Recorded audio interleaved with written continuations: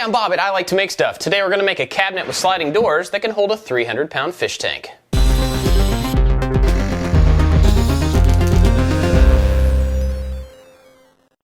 For a whole lot of my life, I had freshwater aquariums. It's been a few years since I've had one, but I want to start that hobby up again. Now to have one, I need a place to put it. So today we're going to make a piece of furniture that can hold the weight of the tank, which is going to be about 300 pounds, and has kind of a mid-century modern vibe to it. We're going to make a credenza with some sliding doors, and to do that, we got to first cut down some walnut plywood. This is walnut plywood, and in case you have not seen it before, I just wanted to show it to you because it's not terribly common. I can't actually get it locally, and I had to order this from a supply company and have it delivered. It's not super cheap, but for this particular project, I wanted to go with this look. Now let's cut it down.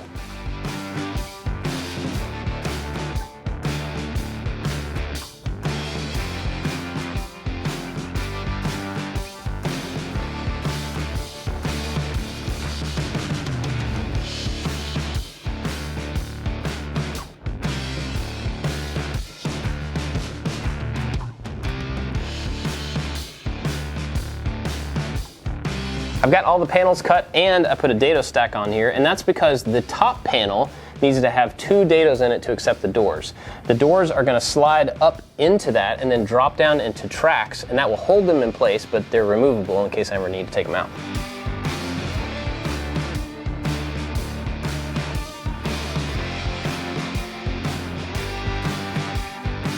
So I've got the 2 dados cut, and that's for the doors to be able to slide up in here like I mentioned earlier.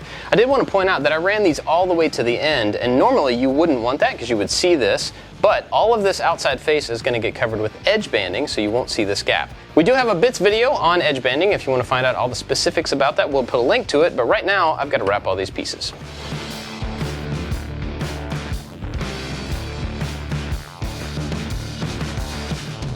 I got all the edge banding done on these pieces, so they're all ready to go. Next up, we're going to add some dowels to the 3 upright pieces, the 2 sides and the middle, so that we can put the top and the bottom onto those pieces and build the main carcass. Now to do that, we're going to use a center finding jig. This goes right on top of the piece, clips, and then you find the center of that piece, you drill a hole. So let's just get those holes drilled and I'll show you the next step.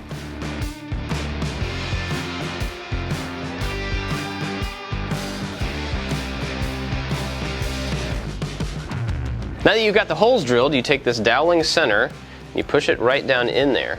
Now you take another piece of wood and press it onto that, and that little point makes a mark on the mating piece. Then you can drill a hole at that location and the holes will line up perfectly.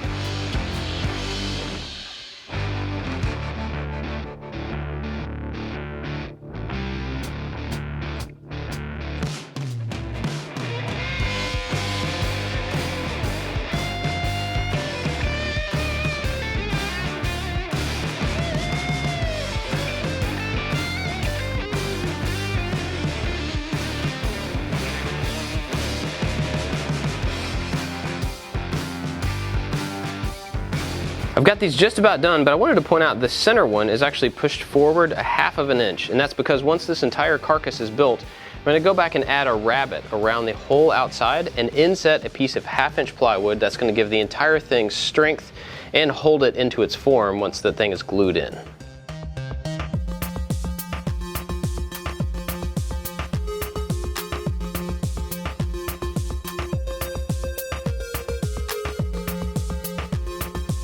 I've got all the dowels put in, everything is lining up just fine. The top's going to drop right down into here. Now I could go ahead and glue everything together, except that I want to put adjustable shelves on this side, which means I need to get a jig and make some holes all the way down the front and the back of these 2 pieces. Now the interesting thing is that the centerpiece does not go as far forward. So I'm going to put the holes in this and then make a modified jig to actually offset those holes from the front edge so I can have shelves here that the holes will line up across.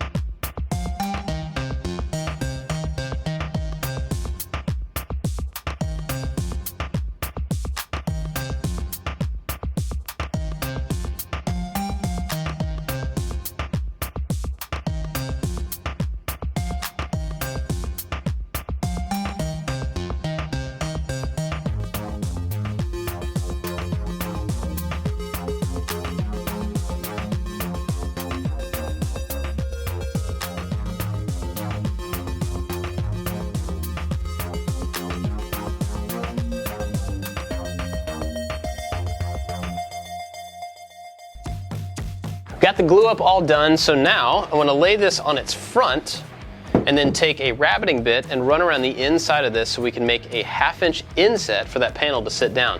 Now that rabbet should line up with the back of the center section, so we'll have to do that in 2 passes so it's not too much.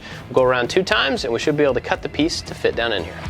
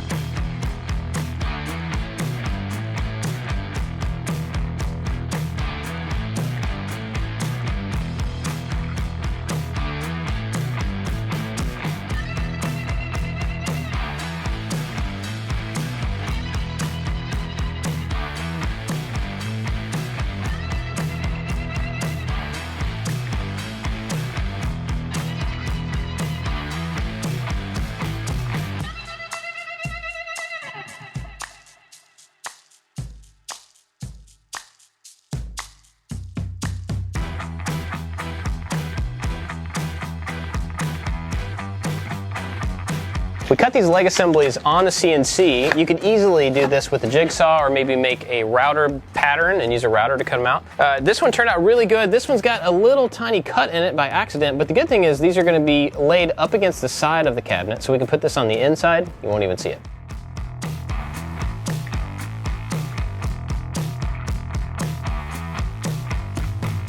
These legs are going to sit right here. We're going to put in a whole lot of screws and glue to make sure that they are nice and strong. But before we do that, we have to cover all this exposed ply with some more edge banding.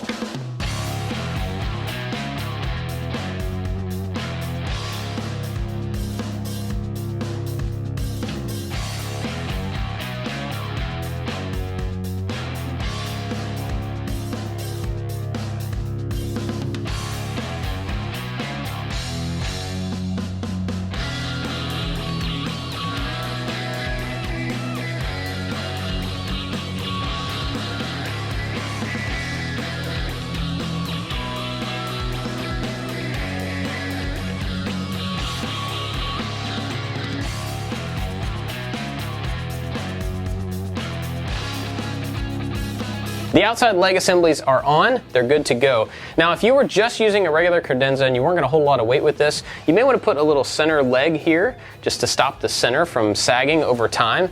But in our case, we're going to be carrying a lot of weight on the top. So I've got these pieces cut and we're going to put these on with dowels right here underneath this center vertical, and that's going to help carry the 300-pound load right down to the floor so we won't have any flex. Now we also need to do kind of a similar thing over here on these.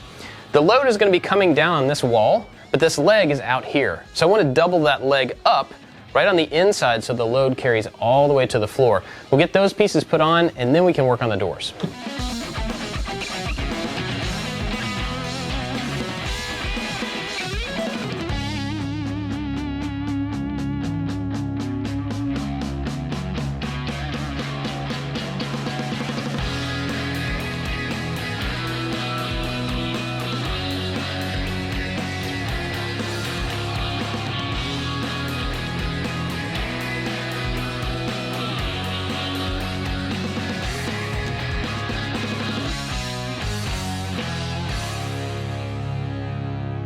While we're waiting on the glue to dry for the legs, we're going to go back to the CNC. Now you could totally just leave plain doors that would look really nice, but I wanted to add a little detail to them. So we've got these panels of plywood and we're going to cut some stripes kind of radiating out from a corner. Then we're going to go back and fill those stripes with walnut. Now, it may seem kind of silly because it's the same material, but they're going to have different grain patterns and it's going to be a really subtle, but I think cool looking pattern.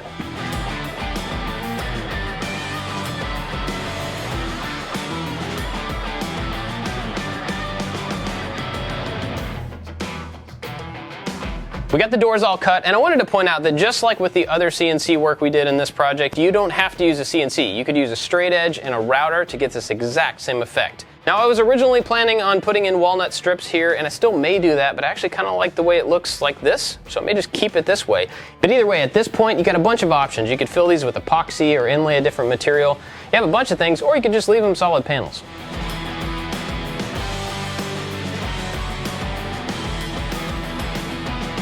I decided to go ahead and cut down some of these thin strips of walnut, and we're going to inlay these, and just holding them up to the plywood, I think it's going to look really, really good. Now, I've got these cut so that they fit really tightly, and they're just slightly taller than the grooves that we made, so we can come back and kind of sand them down smooth to the top surface.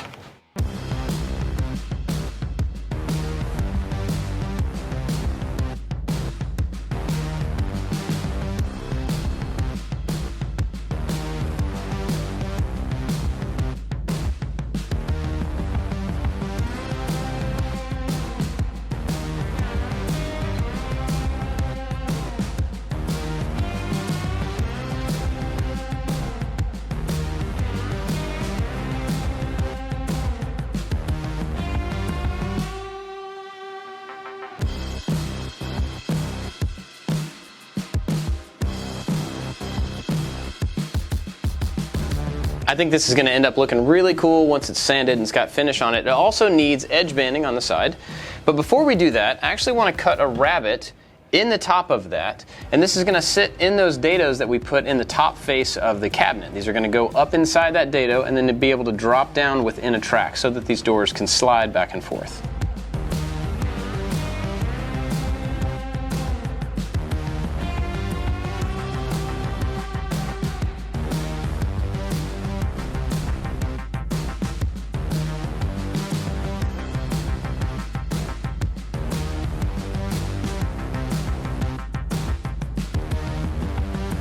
The next step was supposed to be to put in the doors. We've already got the dados up there, and we talked about adding the rabbets to the doors, but actually we're going to change all that. I made a mistake when I cut those dados, and at this point it's too hard to actually recut them. So we're going to go with an entirely different thing that actually will make the plans for this easier. So if you want to build one of these for yourself, this is going to make it simpler on you. We're going to cut down some pieces of walnut and actually add the dados into them, then put this new track in the bottom and in the top and sandwich the doors in between them. And then to cover up that piece, and actually we thought about doing this anyway, was to add a face frame on the outside with some mitered corners. It's going to end up looking great, and it will be simpler to replicate if you want to do it yourself.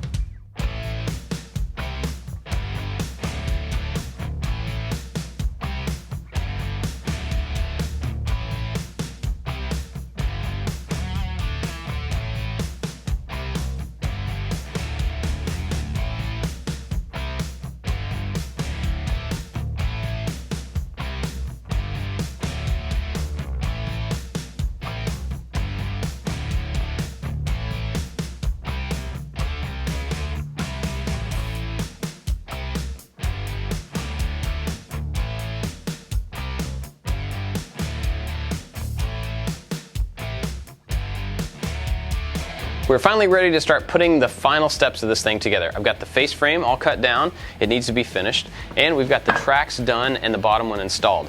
So the next thing is to add some paste wax to the bottom of these doors to make sure that they slide really easily, as best as we can, within these tracks. So I'm going to add some paste wax here and then we'll put it together.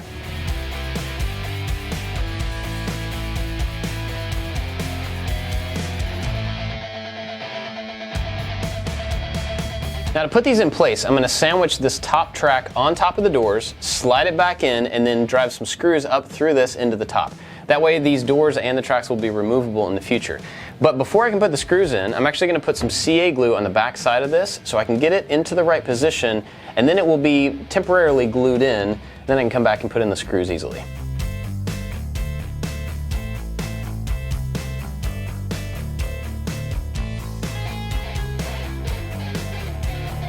I got this door in here and started moving it back and forth, and it binds a little bit on the bottom. And I realized when it's setting down inside that track is just a little bit too rough to run really smoothly. But I figured out that if I lift it up a little bit, it stays in the track and it moves really nicely. So I think what I'm going to do is add a tiny little piece of plastic to the very bottom of these doors to give it just a very small touch point down on the bottom of the track, and that should make them move really nicely. I figured out using a biscuit joiner for this would actually be a perfect way to make two little slots in the end of this piece, and then we can cut some pieces of acrylic to go in there.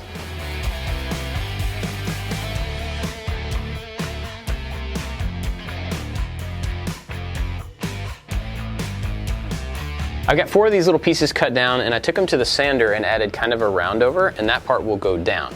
So now I'm going to use some 5-minute epoxy, wrap these up, and stick them up into those holes that I made with the biscuit joiner, and then this thing can go together.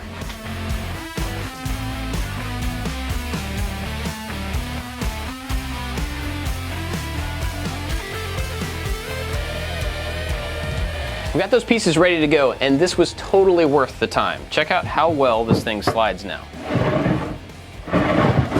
Moves super easy. That was definitely worth it. And if you make one of these, be sure to do something like that because it does help a lot. I went ahead and took off the edge banding off this plywood to make sure that that face frame is going to be glued onto the plywood and not to the edge banding. So we're going to put in the other door, get this thing finished up.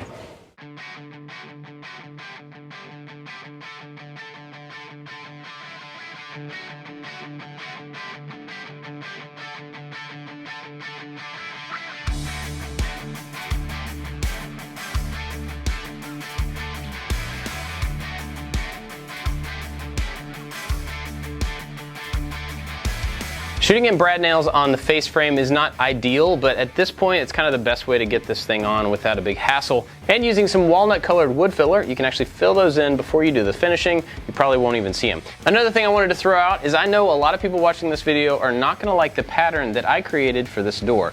But just know that this is for me. And if you make one of these, you can absolutely put any pattern or no pattern to match your style.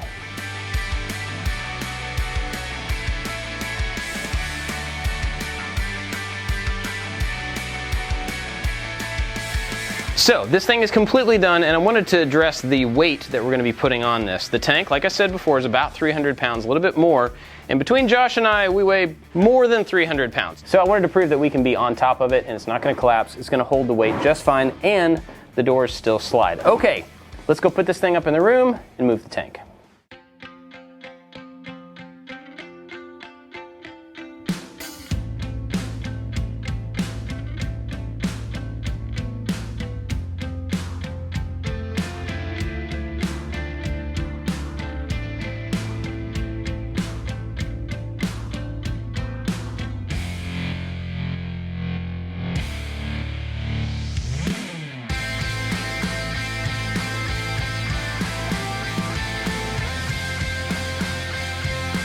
We've had this set up in our room for about a week with the fish tank on top. I did have to make some changes in here for the fish tank stuff. I drilled some holes and put down some clear contact paper to protect the plywood.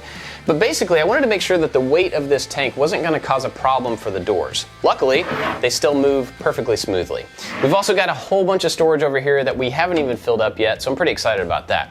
Now, if you want to make one of these, we're going to have some plans available down in the description, so go hit that link, get your plans, and make your own. And I would love to see it if you make one.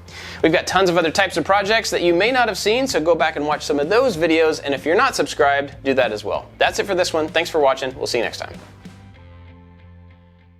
The outside of leg assemblies, the door sliding, they actually sloyd that little poke, that little thingy, the dingle. We've got tons of other types of projects of all different types. I've had one and I decided I want to get one again to start that hobby back up. So,